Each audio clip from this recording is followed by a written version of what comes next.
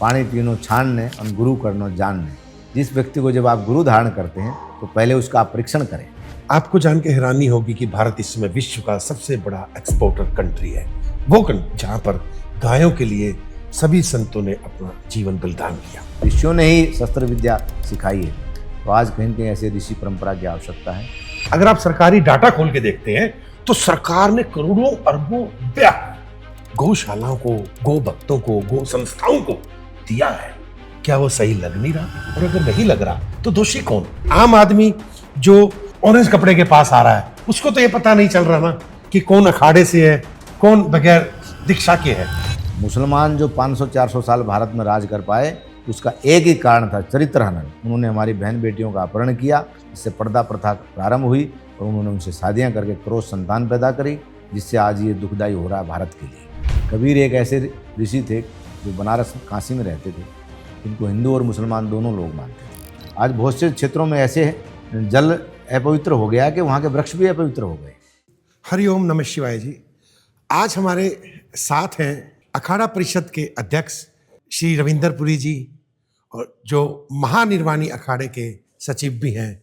खास बात यह है, स्वामी जी बड़े दबंग हैं, तपस्वी हैं, निर्भीक हैं, और आज आपसे इनके जीवन के विषय में वो अनछुए पहलू को आम जन समझ पाएंगे।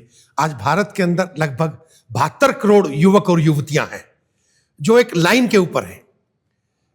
उनको समझ नहीं आ रहा सत्य क्या है, धर्म क्या है, अध्यात्म क्या है, पर्यावरण क्या है, जिसका मार्गदर्शन विभिन्न समय पर भारत की ऋषिकुल परंपरा में सभी संतों ने अपना जीवन न्यौछावर कर दिया। परंतु कुछ समय से, लगभग 7-8 सालों से, कुछ युवा खेप आई जिन्होंने उन सबको गुमराह कर दिया। तो इस विषय पे मैं स्वामी जी से चाहूंगा कि स्वामी जी आप उन सबका मार्गदर्शन कर पाएं। तो पहले तो मैं आपका अभिवादन करता हूं, नमन करता हूं, सादर आपको बहुत बहुत प्रणाम करता हूं। तो स्वामी जी मेरा अभिनंदन आपका। स्वामी जी मेरा प्रथम प्रश्न है कि महाकुंभ, कुंभ क्या है? लोगों ने सुना है कुंभ, धार्मिक आस्था है, ज्योतिषीय कारण है, पौराणिक कथा है। कुंभ है क्या? और प्रयागराज कुंभ, इलाहाबाद कुंभ, प्रयागराज कुंभ, उज्जैन महाकुंभ, हरिद्वार महाकुंभ, नासिक कुंभ, इसके पीछे क्या विज्ञान है? माँ भगवती गंगा का अवतरण जिस घटनाक्रम को लेकर के हुआ है, सगर राजा के 60,000 पुत्रों को भगवान कपिल महामुनि की दृष्टि से जब वो भस्म हुए, तो उसी कुल में आगे चल के तीसरी चौथी पीढ़ी में महर्षि भागीरथ पैदा हुए। उन्होंने भगवान विष्णु और ब्रह्मा जी का प्रार्थना किया और उन्होंने स्वर्गलोक से गंगा को पृथ्वी पर अवतरण कराने के लिए प्रयास किया। भगवान विष्णु ने कहा, भगवान शिव से आप प्रार्थना करें, क्योंकि गंगा का जो वेग है, उसकी जो तीव्रता है, उसकी पवित्रता है, उसकी शुद्धता है, उसको शिव ही ग्रहण कर सकते हैं। तो उसके बाद जो है भगवान शिव से उन्होंने प्रार्थना किया। भगवान शिव ने अपने शीश पर गंगा को धारण किया। जब गंगा जी वहाँ से चलने लगी तो उन्होंने भगवान विष्णु को एक प्रश्न किया, प्रभु मैं तो आपके चरणों में रहती हूँ और मैं इतनी ज़्यादा पवित्र और निर्मल हूँ, मृत्युलोक में आप मुझे भेज रहे हैं, वहाँ रहने वाले जितने मनुष्य हैं, जीव जंतु हैं, मेरी पवित्रता, निरंतरता, शुद्धता, इसकी क्या गारंटी है? तो इसके लिए भगवान विष्णु ने महर्षि भागीरथ से कहा, इसकी क्या गारंटी है कि पृथ्वी पर जब गंगा का विचरण होगा तो उसकी शुद्धता और पवित्रता कैसे रहेगी? तो महर्षि भागीरथ ने भगवान विष्णु को, भगवान शिव जी और ब्रह्मा जी को ये वचन दिया कि मैं और मेरे समकक्ष जो वर्तमान काल के ऋषि हैं और मेरी आने वाली पीढ़ियों में जितनी संन्यास परंपरा के ऋषि रहेंगे, वो 12 वर्ष की जो तपस्या का फल है वो गंगा के चरणों में अर्पित करेंगे, जिससे गंगा की पवित्रता, शुद्धता और निर्मलता बनी रहेगी। तो कुंभ जब भी आता है तो उसमें एक महान जो पर्व है हमारा, कुंभ का अर्थ होता है घड़ा। और समुद्र मंथन के समय जो अमृत कलश निकला, जिसको इंद्र के पुत्र जयंत ने लेकर के देव और दानवों में युद्ध हुआ, गलती से देव स्वरूप धारण करके राहु ने उसका सुरापान किया, तो उसको भगवान विष्णु के सुदर्शन चक्कर से 2 शरीर बनाए गए। तो उस उदंडता की जो पराकाष्ठा थी, उसी में उस कलश को लेकर जयंत निकलते हैं। तो 4 जगह वो बूंदें गिरती हैं, जहाँ प्रथम प्रयागराज, जहाँ गंगा यमुना सरस्वती का संगम है। दूसरा हरिद्वार, जहाँ गंगा जी पृथ्वी पर पहाड़ से मैदान में आती है। तीसरा छिप्रा का तट, महाकालेश्वर भगवान की नगरी उज्जैन, और चौथा है गोदावरी का उद्गम स्थल त्र्यंबकेश्वर, जहाँ भगवान शिव का ज्योतिर्लिंग है। तो उसी गारंटी को निभाते हुए ये कुंभ का जो पर्व है, 12 वर्ष में कुंभ एक स्थान पर लगता है। प्रत्येक स्थान के कुंभ में 3 वर्ष का अंतर आता है। तो ये जो नागा सन्यासी हैं, जो हमारी अखाड़ों की परंपरा है, इसमें सन्यास परंपरा, उदासीन अखाड़े के नागा सन्यासी, वैष्णव परंपरा के नागा सन्यासी और निर्मल पंथ के सन्यासी, सभी लोग मिल करके जो 12 वर्ष वो तपस्या करते हैं और जो भस्म धारण करते हैं, उसका एक वैज्ञानिक प्रक्रिया है। भस्मी अपने आप में इतनी शुद्ध और पवित्र होती है कि अगर जल अशुद्ध है, 3 गिलास में अगर हम भस्म डालते हैं और अलग अलग उसका मानदंड रखते हैं, तो वो उसको शुद्ध कर देती है। तो ये एक वैज्ञानिक प्रक्रिया भी अपनाई और अपनी तपस्या का अंश वो गंगा के चरणों में समर्पित करते हैं, जिससे गंगा आज भी निर्मल और पवित्र बह रही है। संसार की कोई ऐसी नदी नहीं है जिसका जल खराब नहीं हो।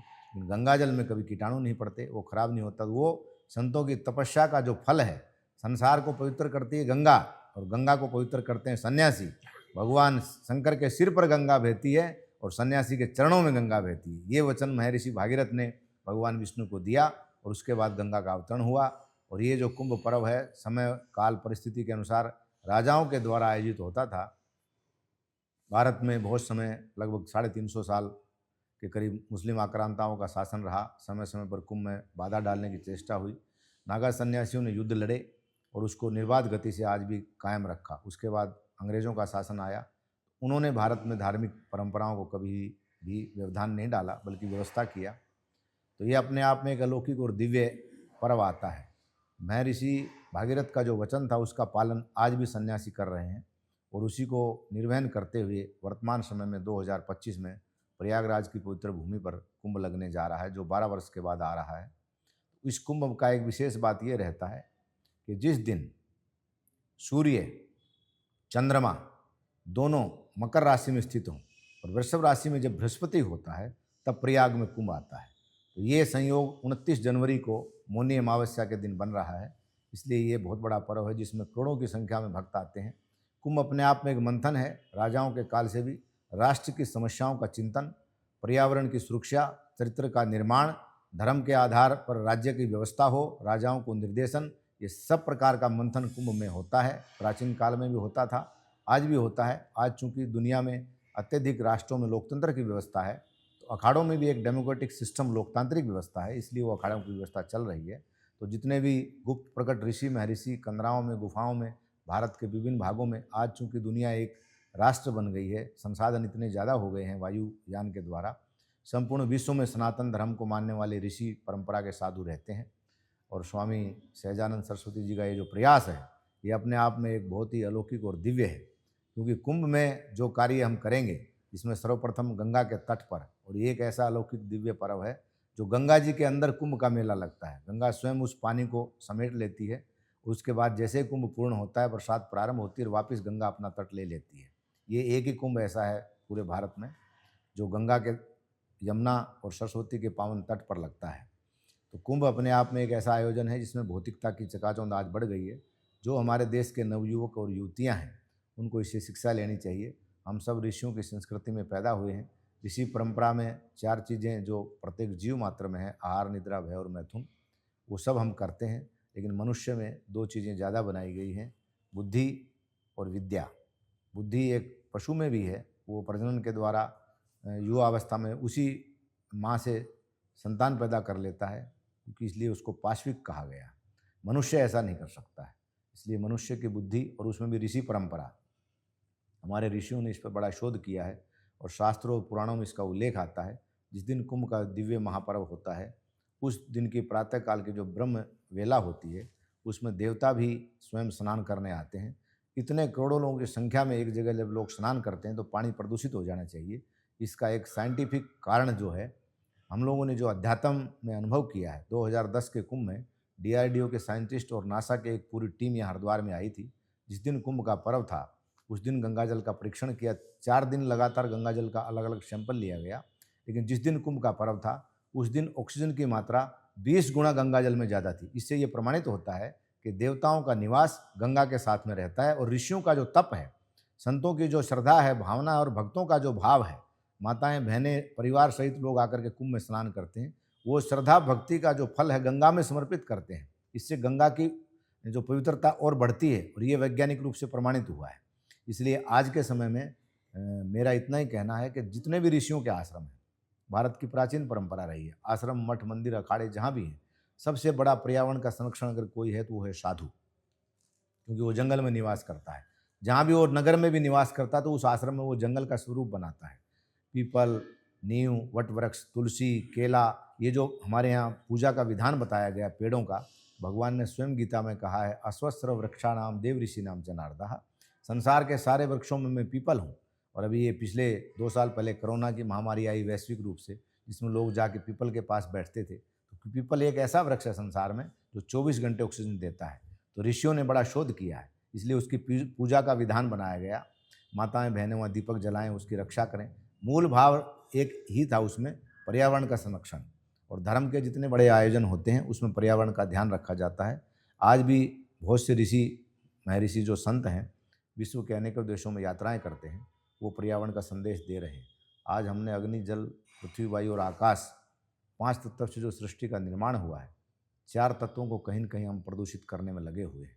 इससे पृथ्वी को हमने प्रदूषित किया है, जल को हमने प्रदूषित कर दिया है, वायु हमारी प्रदूषित है, अग्नि प्रदूषित है, आकाश का कुछ भाग बचा है। इसलिए अभी भी चेतन अवस्था को प्राप्त करने का समय और ये चेतावनी प्रकृति की तरफ से है। जिस प्रकार से मौसम का चक्र चेंज हुआ है, गल्फ में जिस प्रकार से अंधाधुंध बाढ़ और बारिश आ रही है, और सहारा का रेगिस्तान में जिस प्रकार से वनस्पति उग करके जंगल का निर्माण हो रहा है, तो ये आने वाला समय प्रकृति को कहीं न कहीं संकेत दे रहा है। शनि और बृहस्पति इस ब्रह्मांड के 2 सबसे बड़े ग्रह हैं, जो दोनों ठंडे हैं, जो प्रकृति के सिस्टम को प्रभावित करते हैं। और जब भी ये ज्योतिषीय गणना के आधार पर शनि, बृहस्पति इकट्ठे होते हैं तो पूरी दुनिया के पर्यावरण को वो चेंज करते हैं। ये प्रमाणिक है। पिछले 2000 वर्ष के अगर हम ज्योतिषीय गणना को देखें, और वर्तमान का जो कुंभ आ रहा है, हमारे देश के यशस्वी प्रधानमंत्री माननीय आदरणीय नरेंद्र भाई मोदी जी के नेतृत्व में 19 का कुंभ हुआ। और सबसे बड़ा प्रयास अगर उस किसी एक व्यक्ति ने किया तो वो संत, एक मुख्यमंत्री, जो भारत के बाद लगभग 2 या 3 राष्ट्रों की जनसंख्या इतनी होगी, 25 करोड़ की जनसंख्या के उत्तर प्रदेश के माननीय मुख्यमंत्री योगी आदित्यनाथ जी, जो स्वयं एक सन्यासी हैं, जैसा कुंभ उन्होंने 2019 में किया था, जो का एक विश्व रिकॉर्ड बना, और सब संतों ने उसकी प्रशंसा की, सब भक्तों ने की। दुनिया के अनेकों देशों के राजदूत, वहाँ के बहुत से अधिकारी कुंभ का दर्शन करने आए। और आने वाला जो कुंभ 2025 है प्रयाग में, उसमें ये जो श्रीयंत्र, जिसमें भगवान शिव और भगवती जगदम्बा की शक्ति समाहित है, उसकी स्थापना का जो यज्ञ स्वामी सहजानंद सरस्वती जी ने उठाया है, हम सब लोग सन्यासियों का एक कर्तव्य और धर्म बनता है, सब भक्तों का, कि हम लोग तन मन धन से उसका समर्थन करें और उस यज्ञ को पूर्ण करें। क्योंकि श्री यंत्र अपने आप में दुनिया का अगर कोई यंत्र शक्तिशाली है तो वो श्री यंत्र है। श्री का मतलब होता है लक्ष्मी, यंत्र का मतलब होता है पुर्जा। उसमें हमारे शरीर के अंदर जो श्री यंत्र है, उसकी आंतरिक चेतना को जागृत करने के लिए ऋषियों ने एक प्रैक्टिकल रूप में उसको बाहर एक धातु के रूप में निर्माण किया है।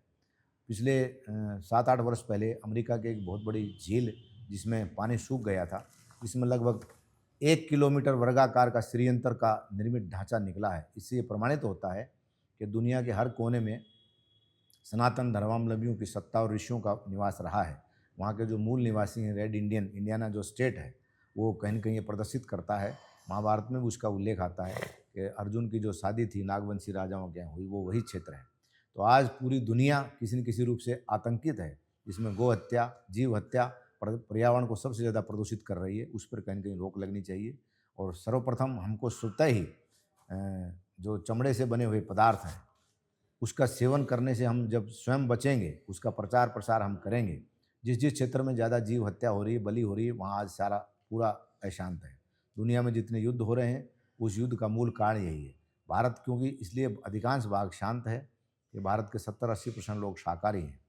प्रकृति ने जो हमें एक पर्यावरण का संदेश दिया है, जीवो जीवस्य भक्षणम, ये एक शाश्वत नियम है। लेकिन किस प्रकार से जीव का भक्षण करता है, उसकी एक विधि है। जैसे हम जल का भी सेवन करते हैं, दही दूध का सेवन करते हैं, उसमें भी जीव है, लेकिन उसकी एक रासायनिक और प्राकृतिक प्रक्रिया है, न कि डायरेक्ट किसी जीव की हत्या करके। तो पर्यावरण अगर नहीं बचेगा, ऑक्सीजन अगर नहीं रहेगी, तो प्रकृति नष्ट हो जाएगी। अनेकों बार पुराणों में उल्लेख आता है, इस पृथ्वी पर इस प्रकार की स्थितियाँ बनी हैं। अणु परमाणु बमों का प्रयोग हुआ है। मोहनजोदड़ो की सभ्यता हो, सिंधु घाटी की सभ्यता हो, महाभारत का युद्ध हो, ये इतिहास इसका साक्षी है।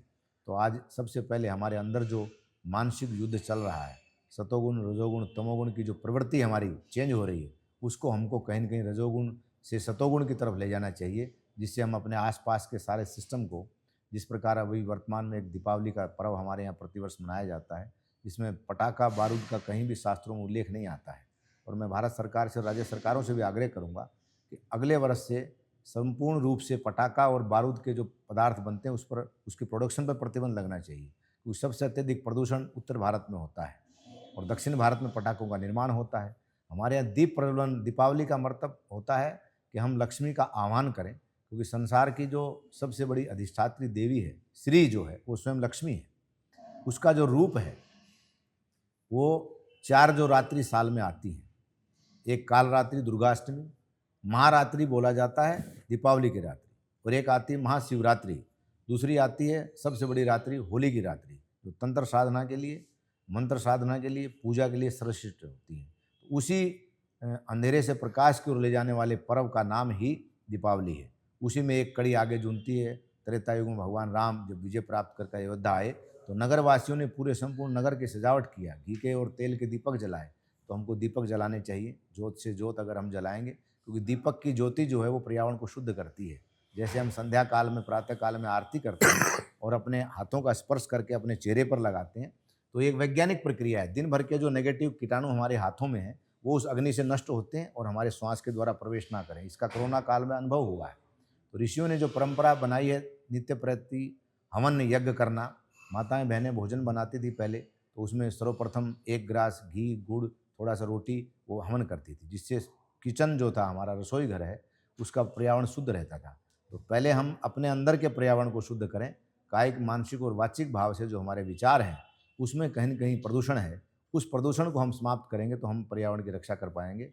और ये जो आपका विश्व स्तरीय अभियान है, भारत सरकार का भी उसमें पूरा समर्थन है और मैं आशा करता हूँ कि संपूर्ण साधु समाज आपके इस यज्ञ में मिल करके आहुति डालेगा और प्रयागराज में जो श्री यंत्र भगवान की जो स्थापना आप करने जा रहे हैं वो यज्ञ अवश्य सफल होगा, क्योंकि जहाँ इतने संतों का आशीर्वाद और शासन सत्ता का सहयोग, राजा स्वयं धार्मिक हैं और वहाँ के जो व्यवस्था है, अधिकारी जितने हैं, उनका सबका सहयोग रहेगा।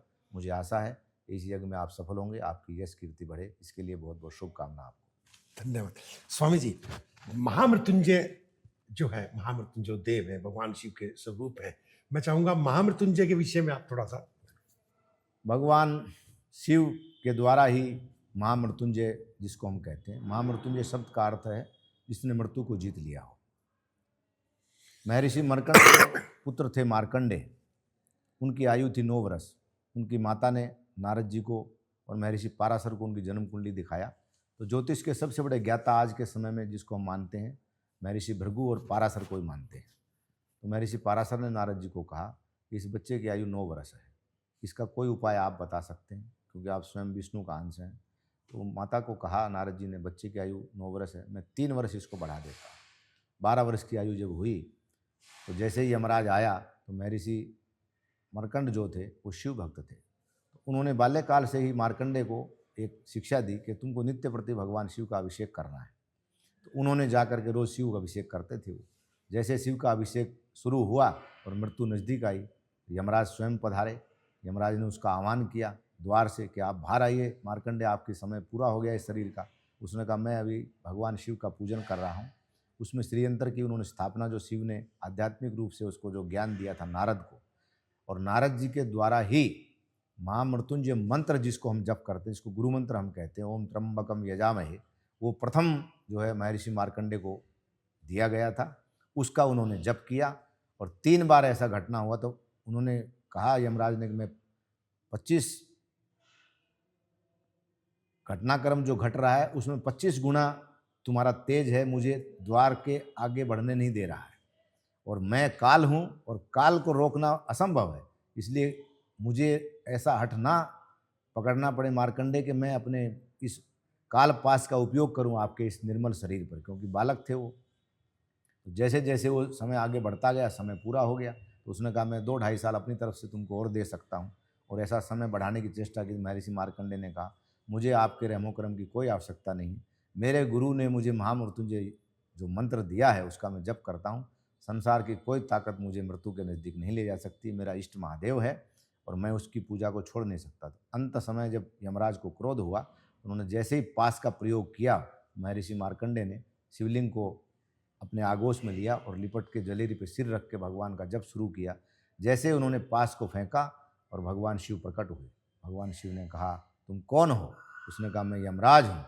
उसने कहा, मैं काल हूँ। भगवान कहते हैं, मैं महाकाल हूँ। जहाँ काल का प्रवेश नहीं वहाँ महाकाल रहता है, और महाकाल जहाँ होता है वहाँ काल का प्रवेश नहीं होता। इसलिए तुम जाओ, मैंने महर्षि मार्कंडेय को अमर होने का वरदान दे दिया है, इसलिए तुम्हारा समय खत्म हो गया है। काल, तुम यहाँ से प्रस्थान कर जाओ। इस प्रकार जो शास्त्रों में उल्लेख आता है, अश्वस्थामा बलिर्व्यासो हनुमानश्च विभीषणः कृपा परशुरामश्च सप्ते चिरंजीवी अष्टम च मार्कंडेय ऋषि। तो मार्कंडेय ऋषि को अमर किया भगवान शिव ने, वही महामृत्युंजय मंत्र और महामृत्युंजय यंत्र के द्वारा। तो इसका बड़ा महत्व है पौराणिक, और आज भी भक्त लोग भी और अनेकों साधु संत भी, हमारे यहाँ तो आचार्य जी थे हमारे, उन्होंने स्वयं श्री यंत्र की स्थापना किया। यंत्र जो है वो हमें साधना की ओर ले जाने की एक प्रेरणा देते हैं, क्योंकि हमारा शरीर भी एक यंत्र है, लेकिन शरीर में जो यंत्र हैं उसको जागृत करने के लिए हमें महामृत्युंजय मंत्र और यंत्र की आवश्यकता पड़ती है, इसलिए इसका बहुत ही महत्व है। जी। दूसरा स्वामी जी, आज वर्तमान परिवेश में सोशल मीडिया का प्रभाव बहुत ज़्यादा है। इतना ज़्यादा है कि वो सब कुछ व्यक्ति को अनजाने में वो सीख जाता है। आज भ्रमित है समाज। कुछ युवा संत या जो अखाड़ों से, संप्रदाय से, सनातन से जिनका कोई लेना देना नहीं है, परंतु वो अच्छी वाक्पुटता के धनी है और लोगों को बड़ा प्रभावित करते हैं, और लोग प्रभावित होते हैं और वो इतनी बड़ी फॉलोशिप बन जाती है, फिर अनजाने में उनसे सनातन धर्म के विरुद्ध ऐसे कृत्य निकलते हैं जिनका दोष हम सब लोगों को भुगतना पड़ता है, तो हम मौन रहते हैं। इसके पीछे रीजन, उनको हम इतनी अथॉरिटी दे रहे हैं। आम आदमी जो ऑरेंज कपड़े के पास आ रहा है, उसको तो ये पता नहीं चल रहा ना कि कौन अखाड़े से है, कौन बगैर दीक्षा के है। तो इसमें वो कैसे बचें और कैसे समाज को राह मिले? भारत क्योंकि एक पंथ निरपेक्ष राष्ट्र के संविधान को स्वीकार किया 26 जनवरी 1950 में, जी उसके पहले भारत में धर्म के आधार पर राज्यों की व्यवस्था थी। बहुत से राजा स्वयं धार्मिक थे, जी और धर्म के आधारित जो राज्य व्यवस्था है, धर्म जो है उसका अंकुश राज्य पे होना चाहिए, शास्त्र कहता है। और राज्य का अंकुश भी धर्म पर होना चाहिए, ये भी शास्त्र कहता है। अगर धर्माचार्य पतित होता है या वो किसी प्रकार का नकली रूप धारण करके धर्म का प्रचार प्रसार करता है, तो राजा को यह अधिकार है उसको दंडित करना चाहिए। अब चूंकि ये पिछले वर्ष लंबे समय तक भारत में इस प्रकार की शासन व्यवस्था रही है, जिन्होंने सनातन धर्म के जो मूल आधार थे, शंकराचार्य जगत गुरु जो थे, उनके प्रभाव को कहीं न कहीं संविधान के माध्यम से समाज की एक ऐसी व्यवस्था का निर्माण किया जिससे आम जनता के अंदर एक नास्तिकता की और कम्युनिस्टवाद की भावना भरी गई। जी अब चूंकि एक समाज में जागृति आई है, और उस समय की जो पीढ़ी है, जो लगभग 50 के बाद जो लोग बॉर्न हुए हैं और उसके बाद 70 के बाद जो लोग जन्म लिए, लेकिन जो लोग 90 के बाद जिनका जन्म हुआ या 2000 के बाद, उस पीढ़ी में ये जो परिवर्तन आ रहा है, जिस प्रकार से धर्म के प्रति लोगों में जागरूकता होनी चाहिए, और जिस प्रकार एक कथाकारों की एक बाढ़ आ गई है, जिस प्रकार का ढोंग पाखंड करके लोग जनता को भ्रमित कर रहे हैं, इस पर कहीं न कहीं साधु समाज को भी स्वयं इसमें अवलोकन करना चाहिए कि ऋषियों की कहीं न कहीं कमी है। समाज में दो ही गुरु हैं जिनको गुरु की उपाधि है, जगत गुरु ब्राह्मण और ब्राह्मण गुरु सन्यासी। दोनों ही कहीं न कहीं अपने कर्म से पतित हुए हैं। ये अतिशयोक्ति नहीं से स्वीकार मुझे करना है, मैं कोई आश्चर्य नहीं है, और मैं इसको सैर स्वीकार करता हूँ कि कहीं न कहीं पतन का कारण दोनों गुरु हैं। ब्राह्मणों का जो व्यवहार था समाज में, हमारे यहाँ जो परंपरा है, गर्भाधान संस्कार से लेकर के और मृत्युशैया संस्कार तक 16 संस्कारों का उल्लेख आता है, वो सारे कर्म ब्राह्मण कराता है। गुरु का कर्तव्य है आध्यात्मिक भाव से शिक्षा देना और ऋषि परंपरा के अनुसार गुरुकुल में विद्या अध्ययन कराना। तो कहीं न कहीं हमारी एजुकेशन पॉलिसी में भी कहीं इसमें त्रुटियां आई हैं। जो नवयुवक और युवतियाँ जिस प्रकार से पश्चिम की जो एक संस्कृति है जिसके प्रति आकर्षित हो रहे हैं, उसको रोकने का प्रयास धर्माचार्यों की एक ऐसी समिति, एक सनातन का कोई बोर्ड ऐसा गठित होना चाहिए शासन के द्वारा, प्रत्येक राज्य में या भारत सरकार के द्वारा, जिसमें उसमें एक प्रकार का संविधान बने। किसी प्रकार के जो लोग धर्माचारी हैं, अखाड़ों का एक परंपरा है, चारों संप्रदाय के जो अखाड़े के संत जितने भी हैं, वो कहीं न कहीं किसी एक कोड ऑफ कंडक्ट से बंधे हुए, वो नियमावली से बंधे हुए, वो कहीं न कहीं प्रचार प्रसार में अपने आप को इस मामले से दूर रखते हैं। उनको भी इसमें कहीं न कहीं आगे आना होगा। और जो लोग किसी परंपरा से, संप्रदाय से संबंधित नहीं, मनमुखी होकर के कोई भी व्यक्ति भगवा वस्त्र धारण कर रहा है, जी। कोई भी व्यक्ति बाल और दाढ़ी बढ़ा लेता है, जी। पति पत्नी बच्चे सहित रह करके संन्यास का जीवन जी रहा है, वो संन्यास की परंपरा उसके लिए निषेध करती है। तो इसमें कहीं न कहीं सोचने की आवश्यकता है। और नव युवक और युवतियों से मैं आग्रह करूँगा कि मारवाड़ी भाषा में, एक राजस्थानी भाषा में कहावत है, पानी पीनो छानने और गुरु करनो जानने। जिस व्यक्ति को जब आप गुरु धारण करते हैं तो पहले उसका आप परीक्षण करें, और गुरु को भी ये परीक्षण करना चाहिए शिष्य उसके योग्य है या नहीं। जैसे महर्षि पाराशर ने परीक्षण किया सत्यवती का, उन्होंने ग्रह नक्षत्र और योग का समय देख करके उनको ये पता था ये कन्या इतनी पवित्र है, ये रसोला होने के बाद इसको ऋतु स्नान कर लिया है और इसको एक ऐसे, ये इतना पवित्र पात्र है, इस समय अगर इसको ऋतु दान दिया गया तो इसमें एक हीरा पैदा होगा। तो इस प्रकार की मनोवृत्ति के ऋषि, अब उसको अगर हम भौतिक भाव में देखें तो व्यभिचार की श्रेणी में आता है, तो दिन में सहवास नहीं करना चाहिए। लेकिन महर्षि पाराशर ने गंगा जी से प्रार्थना करके जल अंजलि में लेकर पूरा कोहरा बना दिया, धुंध जिसको हम कहते हैं, और सत्यवती के साथ उन्होंने सहवास किया, जिससे कौन पैदा हुए? महर्षि वेद व्यास, जो स्वयं भगवान विष्णु का अंश थे। तो इस प्रकार की जो क्रियाएं हमारे यहाँ जब प्रारंभ होती हैं जन्म से, जैसे गर्भाधान संस्कार का जब हमारे यहाँ पंचांग में उल्लेख आता है कि जब भी स्त्री रसोला होती है तो उसके संस्कार के साथ में हमको ब्राह्मण के साथ उसकी एक बार वार्तालाप करना चाहिए, किस समय गर्भधारण हो जिससे अच्छी संतान पैदा हो। आज के समय में सबसे बड़ी विकृति अगर आई तो चरित्र का पतन हुआ है समाज में, और जिस घर का, जिस समाज का, जिस गांव का अगर चरित्र टूट गया तो वो समझो सारा समाज खत्म हो गया। मुसलमान जो 500-400 साल भारत में राज कर पाए, उसका एक ही कारण था, चरित्र हनन। उन्होंने हमारी बहन बेटियों का अपहरण किया, जिससे पर्दा प्रथा प्रारंभ हुई, और उन्होंने उनसे शादियां करके क्रोध संतान पैदा करी, जिससे आज ये दुखदायी हो रहा है भारत के लिए, जिसके 4 टुकड़े हो चुके हैं। और आगे और संभावनाएं, जिस प्रकार उन्माद बढ़ रहा है समाज में, कट्टरता बढ़ रही है, वो कहीं न कहीं इस पर अंकुश लगाने की आवश्यकता है।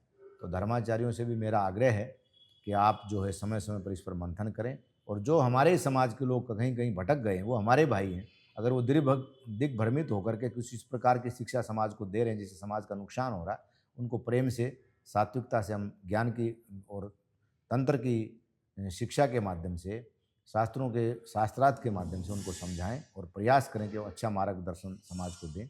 अच्छे कथाकार भारत में हैं, बड़े बड़े लोग जिनके करोड़ों फॉलोवर्स हैं, उनकी वाणी के द्वारा सरस्वती का जो स्पंदन है, दृष्टि के द्वारा जो दृष्टिपात है, स्पर्श के द्वारा जो आशीर्वाद है, उसका समाज पर प्रभाव पड़ता है। तो इसमें ऐसे बहुत संतों को इसमें आगे आने की आवश्यकता है, क्योंकि समाज में जब भी ऐसी विकृतियाँ आई हैं, वो रामायण का काल हो, वहाँ भी विश्वामित्र को ही आगे आना पड़ा, और दशरथ को जा कर के, राम और लक्ष्मण को लेकर के, जो उस समय के दुर्बुद्धि लोग थे जिनको राक्षस कहते हैं, यज्ञ हवन और धार्मिक क्रियाओं में जो बाधा डालते थे, समाज में जो व्यभिचार को बढ़ावा देते थे, उनका विनाश करने के लिए ऋषियों ने ही शस्त्र विद्या सिखाई है। तो आज कहीं न कहीं ऐसे ऋषि परंपरा की आवश्यकता है, लेकिन बिना राजा के सहयोग के परंपरा आगे चल नहीं सकती। इसका इतिहास उदाहरण है, जब भी शंकराचार्य ने अगर दिग्विजय अभियान चलाया दुष्टों को दंड देने के लिए, तो उन्होंने राजाओं की सहायता ली, क्षत्रियों के बालकों को संन्यास दिया और नागाओं की सेना इकट्ठी की, जिसमें शस्त्र और शास्त्र में जो निपुण थे उन्होंने धर्म की रक्षा की। तो सभी संप्रदाय के गुरु गोरखनाथ जी हुए हों, उनकी जो परंपरा है, और हमारे यहाँ गुरु नानक देव जी महाराज, जिन्होंने स्वयं शिव भक्त थे, उनके पत्नी के गर्भ से शिव के अंश के रूप में श्रीचंद्र भगवान का जन्म हुआ, उन सन्यासियों ने भी सन्यास की परंपरा की रक्षा की। कालांतर में गुरु गोविंद सिंह जी, जो स्वयं शिव के भक्त थे, उन्होंने एक नई परंपरा का सृजन किया, खालसा पंथ, जो हिंदू धर्म की रक्षा के लिए धर्म का एक दल बनाया गया। तो समय समय पर वैष्णव परंपरा में 5 आचार्य जो हमारे हुए, 4 आचार्य दक्षिण भारत में और एक उत्तर भारत में, रामानंद जी महाराज, जिन्होंने एक ही शब्द में उस समय की जो काल परिस्थिति थी, जात पात पूछे ना कोई, हरि को भजे सो हरि को होई, समाज में भेदभाव मिटाने का काम अगर कभी किया तो ऋषियों ने किया है। वो रामानुजाचार्य हों, जगत गुरु निम्बारकाचार्य, वल्लभाचार्य, माधवाचार्य या रामानंदाचार्य जी महाराज हो, शंकराचार्य जी महाराज हो, श्रीचंद्र भगवान हो, जितने भी ऋषि महर्षि हमारी जो परंपरा आज चल रही है, उन सब लोगों ने देश काल परिस्थिति के अनुसार राजाओं से संवाद करके परिस्थितियों को हल किया है। वो कबीर जी हों, उन्होंने मूर्ति पूजा का विरोध किया, लेकिन उसके पीछे कारण ये था, कबीर एक ऐसे ऋषि थे जो बनारस काशी में रहते थे, जिनको हिंदू और मुसलमान दोनों लोग मानते थे, और उसमें मुसलमानों का राज था। आक्रांताओं के द्वारा विश्वनाथ भगवान के मंदिर को जब तोड़ा गया, तो कबीर ने देखा इस प्रकार अगर ये आतंक चलता रहा तो हमारे जितने धर्म के अवशेष हैं वो सारे नष्ट हो जाएंगे। तो उन्होंने स्वयं ही विरोध करना शुरू कर दिया। पत्थर पूजे हरि मिले तो मैं पूजूं पहाड़, इसमें क्या रखा है। तब जाके वहाँ जो नवाब के सैनिक थे, उन्होंने जाके नवाब को कहा कि कबीर तो स्वयं विरोध कर रहा है मूर्ति पूजा का, तो ये बुत को तोड़ने से क्या फ़ायदा। तो कबीर से राजा का संवाद हुआ, तो उसने कहा इसमें कुछ नहीं है। तो मूल उद्देश्य कबीर जी का ये था कि मंदिरों की रक्षा हो जाए, राजा की बुद्धि को शुद्ध किया जाए। तो किसी न किसी काल घटना के आधार पर ऋषियों ने परिस्थितियों के अनुसार अपने आप को बदला, लेकिन धर्म की रक्षा मूल उद्देश्य था उनका। पर्यावरण की रक्षा, गाय, ब्राह्मण और पर्यावरण, गौ, गंगा की जो संध्या में हम लोग आरती पूजा करते हैं, तो ऋषियों के मुख से एक ही शब्द निकलता है, सारे विश्व का कल्याण हो, सनातन धर्म की जय हो। क्यों बोलते हैं हम लोग? विश्व को हम अपना परिवार मानते हैं। सारे धर्म, जितने मत संप्रदाय आज हैं, जिनका 2500 वर्ष से कोई पुराना इतिहास नहीं, वो सब सनातन का ही अंग है। सनातन से ही पारसी धर्म निकला, उसे पोरुष जो पारस जो राजा थे, ईरान जिस वर्तमान में जो राष्ट्र है, उसी में से यहूदी निकले, यहूदियों में से ईसाई, ईसाई में से मुस्लिम धर्म निकला है। तो ये सब हमारे ही दिग्भ्रमित भाई बहन हैं, और मैं आशा करता हूँ भगवान शिव की प्रार्थना से, ये ऋषियों की भूमि है, लाखों साल से इसमें ऋषि रहते आए, आगे भी रहेंगे।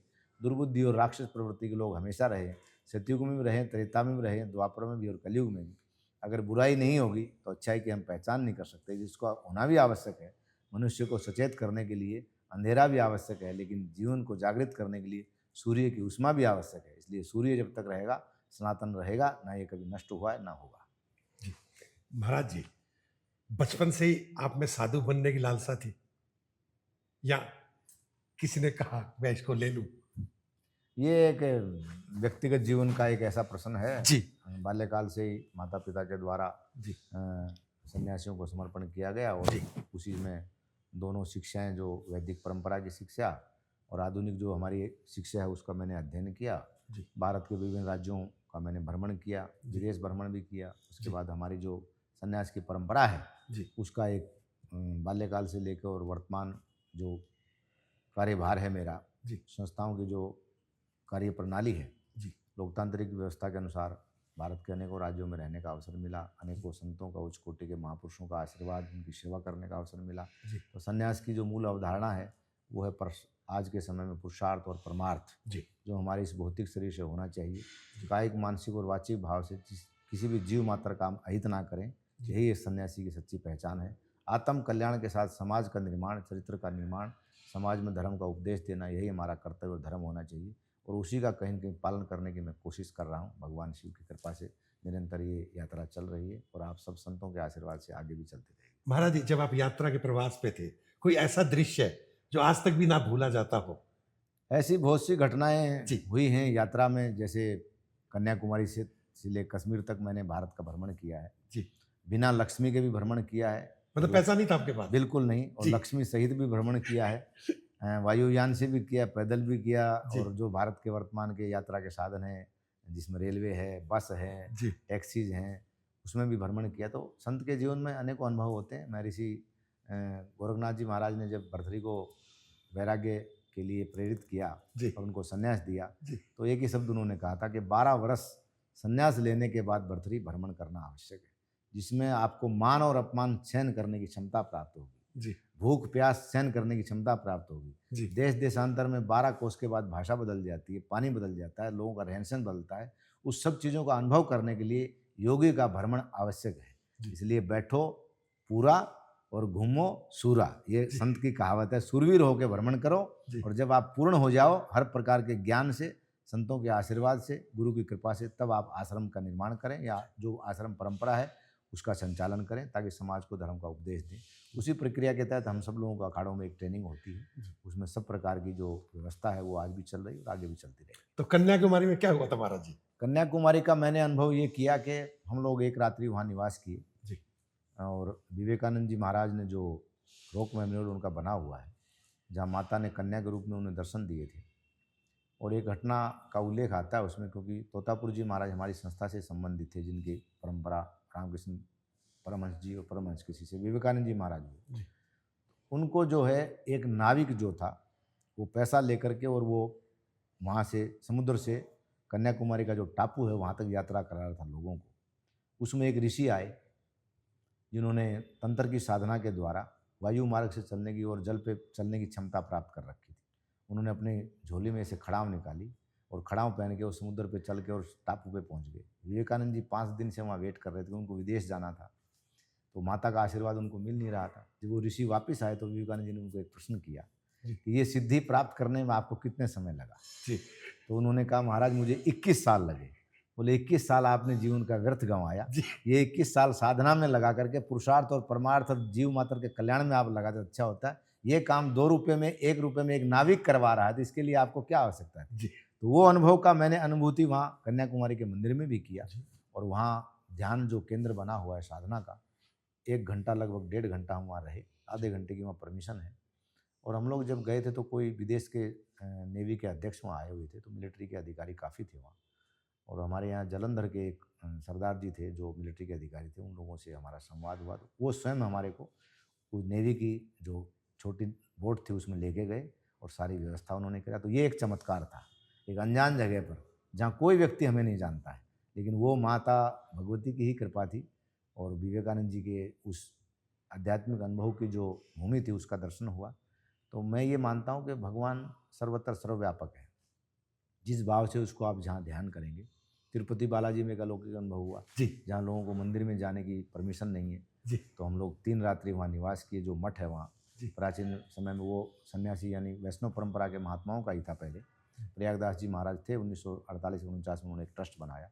उसके बाद ये धीरे धीरे एक बोर्ड बन गया।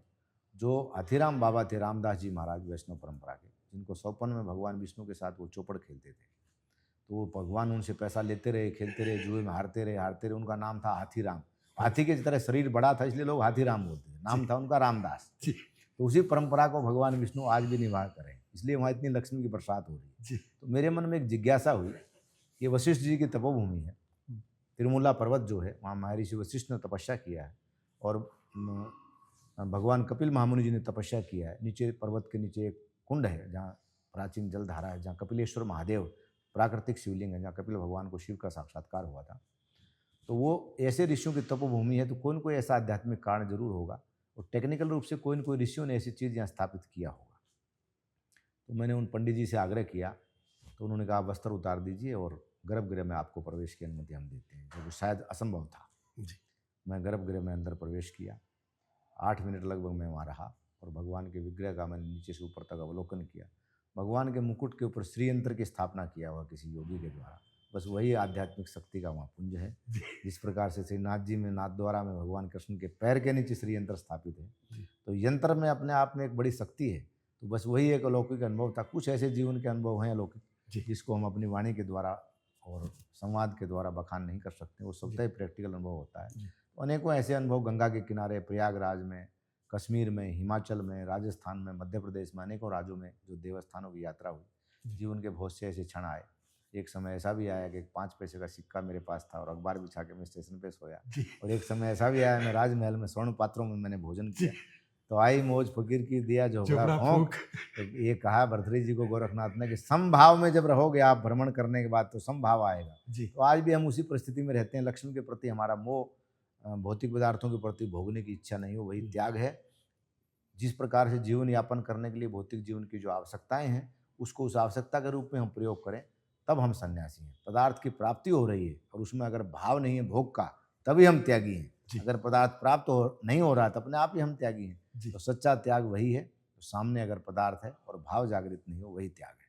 इस प्रकार की अनेकों घटनाएं, अनेकों ऐसे उच्च कोटि के सिद्ध संतों के दर्शन हुए जिन्होंने अपने जीवन काल में बहुत सी ऊंची साधनाएं की, तंत्र की, मंत्रों की सिद्धि, हठयोगी ऐसे संतों के दर्शन किए मैंने, जो पंचधूनि की तपस्या करके जिन्होंने भगवान शिव का साक्षात्कार किया। ऐसे विद्वान संतों का सानिध्य मिला। झूठे सच्चे अनेकों तांत्रिकों से भी सामना हुआ, क्योंकि तंत्र की साधना के लिए शमशान में भी कुछ दिन मैंने निवास करके देखा। ये जो साबर मंत्रों की क्रिया भगवान शिव ने दिया है, इसका क्या रहस्य है। तो कुल मिलाकर के जो सात्विक रहस्य मेरी समझ में आया, कलयुग में केवल ईश्वर का नाम जप और मंत्रों की जप करना ही सबसे बड़ी साधना है। शरीर को किसी प्रकार का बाह्य यंत्र से कष्ट देना वो हठयोग है, उसकी मैं अनुमति नहीं देता हूँ। तो आप जितना नाम जप करेंगे, पर्यावरण की दृष्टि से नित्य प्रति आप हवन करेंगे, प्रकृति की रक्षा करेंगे, वो एक सबसे बड़ा भजन है। महाराज जी, कोई भी भारत में गृह मंत्री बने, प्रधानमंत्री बने, मुख्यमंत्री हो, वो जरूर आपके संपर्क में रहता है, आपसे आशीर्वाद लेता है। स्वामी जी, आपने भी कहा था कि गायों का, आपको जान के हैरानी होगी कि भारत इस समय विश्व का सबसे बड़ा एक्सपोर्टर कंट्री है, वो जहाँ पर गायों के लिए सभी संतों ने अपना जीवन बलिदान किया। आज वर्तमान में मध्य प्रदेश में, हरियाणा में आपको इतनी गायें मिल जाएगी। और अब इसमें जो मैं नई चीज बताना चाह रहा हूँ, अगर आप सरकारी डाटा खोल के देखते हैं तो सरकार ने करोड़ों अरबों रुपया गौशालाओं को, गौ भक्तों को, गौ संस्थाओं को दिया है। क्या वो सही लग नहीं रहा? और अगर नहीं लग रहा तो दोषी कौन? क्योंकि वो आस्था के नाम पे, धर्म के नाम पे जो चंदा इकट्ठा किया जा रहा है। दो प्रश्न है, सरकार को आपने आज तक क्यों नहीं कहा कि आप समाज में राजा के द्वारा प्रतिपादित सिद्धांत को लागू करने के लिए जी एक नियम की आवश्यकता पड़ती है जी और समय समय पर हम लोग जो भी राज्यों के मुख्यमंत्री, राज्यपाल या भारत सरकार के मंत्री, गृह मंत्री जो भी जी। संपर्क में रहे हैं, जी वो सब लोग किसी न किसी रूप में भगवान शिव के संपर्क में आए हैं जी और हम लोग तो उस भगवान शिव की एक अवैतनिक नौकरी करते हैं। जी उसी माध्यम से हमारा उनसे संवाद होता जी। है। हमारा डायरेक्ट किसी से कोई संवाद नहीं होता है। जी तो ये भगवान शिव की ही माया है। जी जहाँ तक गाय का प्रश्न है, क्योंकि राजा की नीति के आधार पर सर्वप्रथम भारत के लगभग 90% राज्यों में गो हत्या पर प्रतिबंध है। जी लेकिन कुछ ऐसे स्टेट हैं जहाँ गो मांस खाना वहाँ के नियम के अनुसार सही है। जी तो भारत सरकार को इसमें एक समन्वय बना करके सन 1967 में गो हत्या आंदोलन हुआ था, करपात्री जी महाराज और शंकराचार्य और बिल्कुल। अखाड़ों के मंडेश्वरों के नेतृत्व में, जी जिसमें हमारे अखाड़े के भी हमारे महाराज भी स्वयं 2.5 महीना अम्बाला जेल में रहे। जी बहुत से लोगों को अनेकों जेलों में रखा गया, बहुत से साधुओं की उसमें हत्या हुई। जी संसद भवन के सामने इस प्रकार से गोलीबारी हुई जो जी। भारत के इतिहास को कलंकित किया गया जी। कि ऋषियों की भूमि में इस प्रकार से एक राजा के द्वारा, वो एक महिला नेत्री, उसमें इंदिरा गांधी जी प्रधानमंत्री थी, वो पता नहीं किस व्यक्ति के मिसगाइड से उन्होंने ये कदम उठाया और बालू जो जमुना जी की थी उसको लाल कर दिया। सीआरपीएफ के ट्रकों में भर के डेड बॉडियों को ले जाके गंगा यमुना में दबाया गया। तो वो एक बहुत बड़ा आंदोलन था गो हत्या का। उसमें उन्होंने वचन दिया था कि मैं इसका पालन करूंगी। कहीं न कहीं कई जगह उसका पालन हुआ भी। अनेकों राज्य सरकारों ने गो संरक्षण संवर्धन के लिए अनेकों योजनाएं चलाई हैं। उसमें कहीं न कहीं हमारे यहाँ समाज में एक भ्रष्टाचार का एक ऐसा दीमक लग गया है कि हर चीज़ में हम अपना स्वार्थ देख रहे हैं।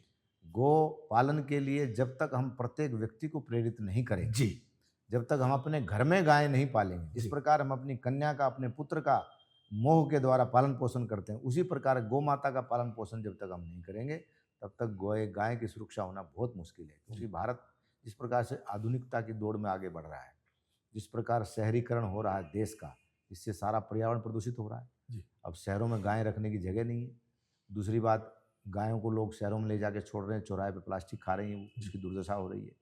और अधिकांश राज्यों में वर्तमान में तो भारत में भाजपा की सरकार है जो उनको ये जो आपने कहा सबसे बड़ा मांस निर्यातक भारत है, इस पर मैं माननीय प्रधानमंत्री जी और राज्यों के मुख्यमंत्रियों से अपील करूंगा कि अगर आप सच्चे गो भक्त हैं तो भारत के कुछ सन्यासी आज गाय की रक्षा के लिए आंदोलन चला रहे हैं, तो इस पर कहीं न कहीं संसद में आपको विचार करना चाहिए। करोड़ों लोगों की भावनाएं, गाय ही एक ऐसा पशु है जिसके सब पदार्थ का प्रयोग होता है, जिसका गोमूत्र, गोघृत, गोदुग्ध, गोदही, गोबर हर प्रकार से पर्यावरण की दृष्टि से शुद्ध है। नासा के वैज्ञानिकों इसको प्रमाणित कर दिया है कि गाय के लेपन जो प्राचीन काल में घरों में होता था चौक में और दीवारों पर, जिससे कीटाणु नष्ट होते थे और ऑक्सीजन की मात्रा बढ़ती थी, ये प्रमाणित हुआ है। आज अमेरिका में अगर हम जाते हैं तो भारत से देसी गाय गोबर के कंडे $1 से $1.5 में एक कंडा मिलता हवन करने के लिए। इतना गाय का गोबर एक्सपोर्ट हो रहा है गल्फ में।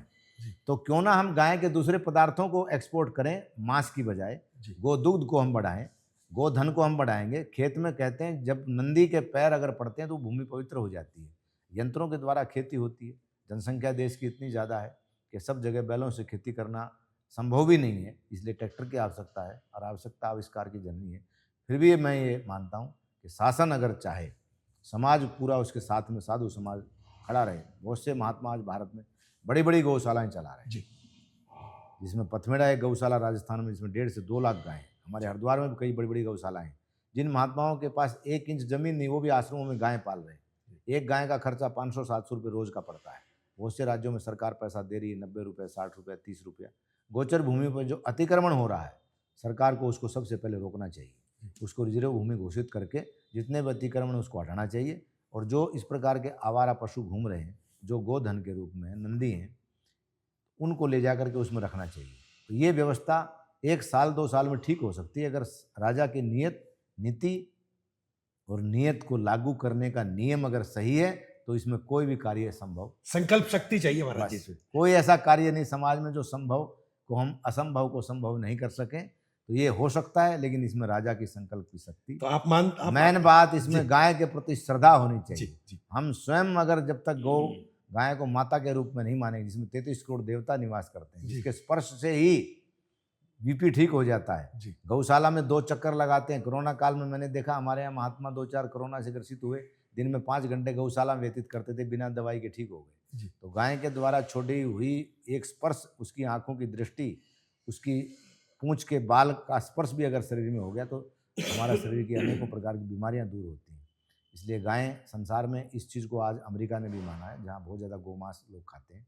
वहाँ भी कोरोना में देखा लोग, मैंने गाय के पास जा कर के बैठते थे, वो सी माताओं को देखा, क्योंकि हमारे यहाँ तो देसी गायें होती हैं, वहाँ एक अलग प्रकार की गाय का वंश है। लेकिन अब पूरी दुनिया में देसी गायों का भारत निर्यात कर रहा है। ब्राज़ील ने उस पर एक अच्छी नस्ल तैयार की है, साहिवाल की, जो 40 लीटर तक दूध देती है। इस प्रकार हमारे यहाँ वैज्ञानिक परीक्षण करके बहुत सी गौशालाएँ, अच्छे पढ़े लिखे लड़के जो है इंजीनियर साइंटिस्ट गौशाला बना रहे हैं। हरियाणा ने इस पर काफ़ी ध्यान दिया है, गुजरात सरकार ने काफ़ी ध्यान दिया है, इसमें महाराष्ट्र मध्य प्रदेश में भी ध्यान हुआ, कर्नाटक में भी बहुत अच्छा इस पर ध्यान हुआ है। तो इस प्रकार की जो हमारे यहाँ अनेक क्षेत्रों की गायें हैं, जो विपरीत परिस्थिति के मौसम में रह सकती हैं, उसको अनेकों राज्यों में आदान प्रदान हो रहा है। और देसी गायों का अगर हम संवर्धन करेंगे तो भारत की संस्कृति बचेगी। गाय अगर नहीं रहेगी तो नंदी के सिर पर, हम लोग पढ़ते हैं शास्त्रों में, पृथ्वी का भार है, और नंदी अगर कहीं हिला और पृथ्वी रसातल में चली जाएगी। इसलिए गाय का संरक्षण आवश्यक है। स्वामी जी, सब सनातनियों को पता है गाय की महत्ता, आपने भी बताई, गाय का हर चीज उपयोग के लिए है, परंतु गाय के चमड़े से, गर्भ में चमड़े से, जिसको कॉफ लेदर कहते हैं, वर्तमान परिवेश में कुछ तथाकथित संत, साधु, कथावाचक उसको एक पर्स लेकर अगर घूमते हैं और उनको कुछ लोग समझाते हैं।